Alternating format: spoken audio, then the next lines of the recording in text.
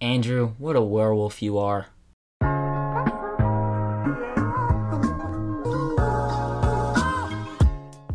Welcome to my first ever spoiler-filled discussion of any movie. We're going to be talking about Spider-Man No Way Home. If you couldn't tell by the title of this video, it's going to have so many spoilers.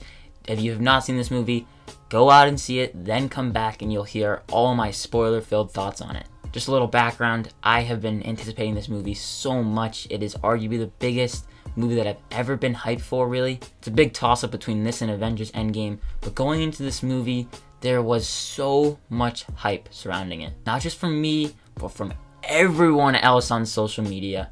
And unfortunately, all the stuff that you have seen on social media is in this movie. Now I say unfortunately because they aren't that really much of a big surprise, but don't get me wrong, seeing Andrew and Tobey back in a Spider-Man movie, not just a Spider-Man movie, but a Spider-Man suit and just back in the role, what an experience. Seeing every single familiar face from the Andrew Garfield movies, the Tobey Maguire movies, whether it's the villains or just Tobey and Andrew themselves, it was such a surreal experience. But aside from all that, the biggest thing about this movie, Happy and May are done. Hello darkness, my old friend. The relationship, over. Jokes aside, let's jump right into this. Within the first 10-15 minutes, we see Daredevil. Charlie Cox is back as Matt Murdock. I have not seen the entire Daredevil show. I've watched a couple episodes of the first season. I definitely plan on diving into that show and all the other Netflix shows for that matter sooner rather than later. So I wasn't really all that excited because I'm a big fan of Daredevil. I can't really call myself a big Daredevil fan. I've never really seen the entire TV show. So after I watch the TV show, I will have such a new appreciation for the fact that we get to see Charlie Cox in the MCU. But just as a Marvel fan, a comic book fan, whatever you want to call me, putting all that aside, seeing Daredevil now finally being in the MCU, that is just awesome. I think not just myself, but a lot of other people were worried to see how they would incorporate all the returning faces coming back. I was very interested to see how they would all figure out and whatnot. After seeing the movie, we all know that the villains are there because basically when Tom Holland and Doctor Strange were doing the spell, obviously Tom Holland, Spider-Man, he totally messed it up. Doctor Strange was really trying to contain it. Tom Holland totally messed it up. And because of him, messing with the spell and wishing that only specific people would remember and have everyone else forget, it all gets jacked up. And everyone that knows who Spider-Man is, doesn't matter which specific Spider-Man that is, but anyone who knows who Spider-Man is, comes through the multiverse and into Tom Holland's universe. Trying to explain this all does really seem kind of crazy, and I hope I explained it in the simplest way possible. It all is a little bit far-fetched, but to have such crazy characters coming back, it kind of had to be just a little too crazy. But I'm glad that it wasn't all too convoluted. I got everything fairly well enough. I never was really confused about why they were there and whatnot. It all fairly worked. And then flash forward, Doctor Strange wants to send everyone back. Peter's like, no, we want to let them stay. They don't deserve to die. And, Peter being the nice guy that he is, once again, just like Far From Home, he makes a dumb mistake. In Far From Home, he gave Mysterio the Stark glasses. In this movie, he lets all the villains escape, really, and doesn't let Doctor Strange take them back to their universes. I don't really mind that Peter is making stupid decisions. It doesn't really bug me all that much. He's a teenager. He's gonna make mistakes, and because of these mistakes, he now learns from it. And there are consequences in this movie. As you know, Aunt May dies, and Peter loses arguably the closest person to him ever. Now, I love WandaVision, but it's not like he got really just set away free like Wanda did. He actually has consequences for the mistakes that he's made and for all the trouble that he caused. The excuse for Electro looking normal now is fine. Basically, because he's in Tom Holland's universe, he now has these powers to make himself look normal. Then again, I don't really have another excuse as to why all that would be. I think they gave it the best response that they could, or else this movie would have gone a total different direction. So it's a dumb excuse, and it doesn't really bug me all that much, but at least it doesn't look like this. No, no, no, no.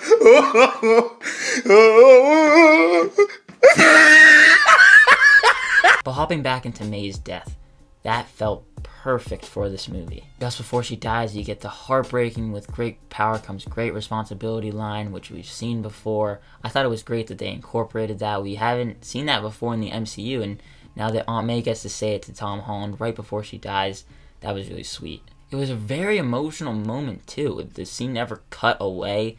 We saw Aunt May die in his arms. It hit just as hard, for me at least, as the death of both Uncle Ben in Andrew Garfield and Tobey Maguire's movies. But yes, the biggest thing about this movie, Tobey Maguire and Andrew Garfield's entrance was perfection. As soon as Ned opens the portal and you see that there's someone there, my audience figured out that it was Andrew, and I was like, wait. And then I heard them clapping, and I was like, that's Andrew. Then he came a little bit closer, and then he comes pointing, they're looking at each other. He walks through, takes off the mask.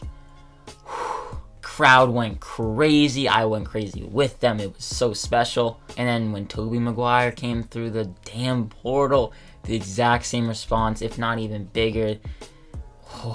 I will cherish that moment just like how I cherish when Cap caught Mjolnir, or any other moment from Avengers Endgame where my theater went crazy. My theater went just as crazy. Thankfully, I'm so happy that I was put in a good theater with a good audience. I was worried that people weren't gonna erupt in applause, and I didn't want to be the only one doing it. I want to go experience that again and again and over. There's nothing like it. And everything with Tobey Maguire and Andrew actually like growing a relationship, I thought that was really awesome. Then Ned calling out Peter, and then they all respond. That was great. Everything with seeing Tom Holland, Andrew Garfield, and Tobey Maguire in one frame or in one room as they're all Spider-Man and Peter Parker. There is nothing like seeing that for me. I'm sure for many of you guys too. It's such a crazy experience. Then we get to the final battle. When Andrew saves MJ, I unfortunately had that scene spoiled for me. Stupid YouTube had a video recommended to me. I digress though.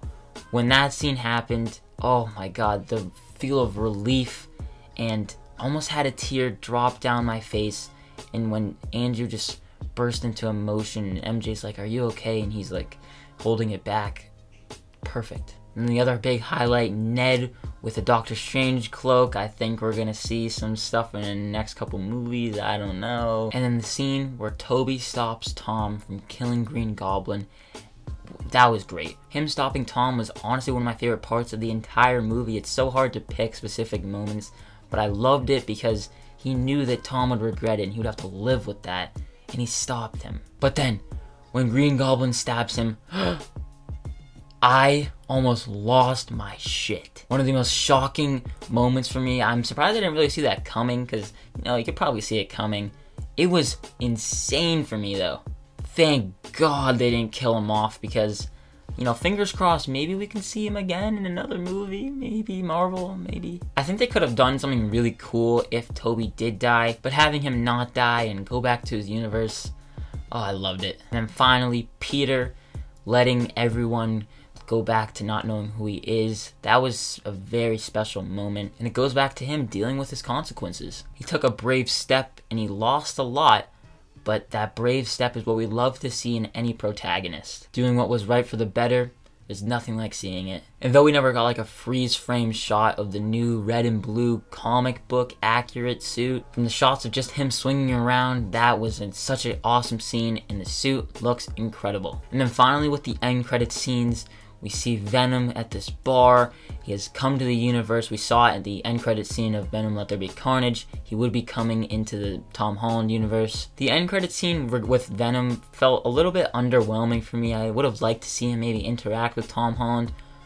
But then we see a little bit of Venom left on the table after Venom gets taken back into his universe. And for me, I thought that it meant that we'll see another actor playing Venom, but maybe not. Let me know what you thought of it down below. I would love to hear what you thought. So that was the mid-credits, and then you get through all of the credits. You see a teaser trailer for Doctor Strange and the Multiverse of Madness. For the little tease that we got, I thought it looked spectacular. It seemed very eerie, which I'm looking forward to, as it's been quoted as maybe the first horror movie in the MCU. I'm all for it. If it's dark and eerie, give it to me. You see my girl Scarlet Witch, Elizabeth Olsen, who I just love. It was a phenomenal teaser trailer, and I love that they put it at the end of No Way Home. Stick around and you see a little trailer. That's cool. But those are all my spoiler thoughts on Spider-Man No Way Home. Let me know all of your spoiler-filled thoughts down in the comments. Feel free to spill all of your thoughts, spoilers, whatever it may be down below in the comments. Thank you for watching this spoiler-filled review, and if you did enjoy, consider giving it a like as well as subscribing and hitting that notification bell to get notified whenever new videos like this go live. And make sure to keep your eye out for my ranking of all 9 theatrically released Spider-Man movies. Thank you again for watching. My name is Ben, people call me Meter, and I'll see you guys in the next one.